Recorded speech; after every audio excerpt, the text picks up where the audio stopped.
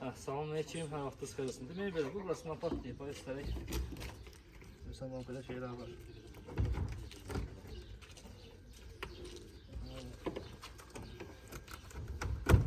Qaçını gətir, qaçını gətir. Yaxın zəhmət olmasa, bax, görsən. Çatı var buradan, tamam. Görsən, görsən çatı. Təmizləyib.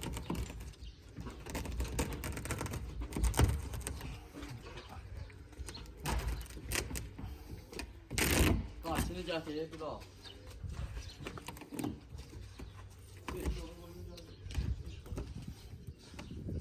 Oyun burasıdır.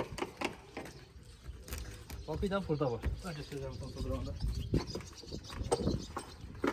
Ama buranın ne vursa oyun saklayan bir şey diye bak. Şuraya satıyorsan.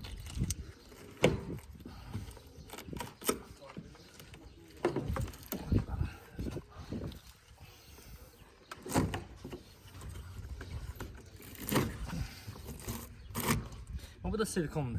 Mesela böyle şeyler vururlar. Atmama setka vururlar. Ya bunlar saklayan bir şeyler değil. Sırf yine diyorum kan malı olmasa, polteli olmasa saklayan bir şeyler değil. İnşallah bir daha böyle eləyib təzən çəkərik. Bir daha vaxtınız xeyir olsun. Demək belə şeylər vururlar bax. Bir yaxud bıçaqla təmizləmişik bax.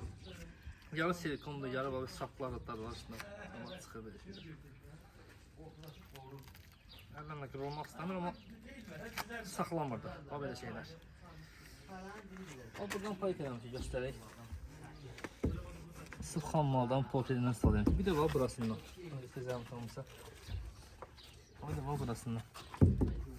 Belə, işə zamanı sonra 5 ildəydik. Bax, ümumiyyətlə parkadan bıraxmır. Müştərinin ki, zamanı içində ən aşağı zamanı 5 ildir. O da 5 ilin hansı baklara veririk? 5 ton, 10 tona. Yəni, bunlar baza baklardır. 1 ton, 2 ton, 3 ton. Bunlar ümumiyyətlə bıraxan şeylər deyil. Bakı daxili bütün ünvanlara gəlir. Bakının kəndlərinə, şəhərlərə, rayonlarda da ustalarımız var. Sümqətə kimi gedirik. Beləncəsindən xeyirli olsun. Allah xeyir versin.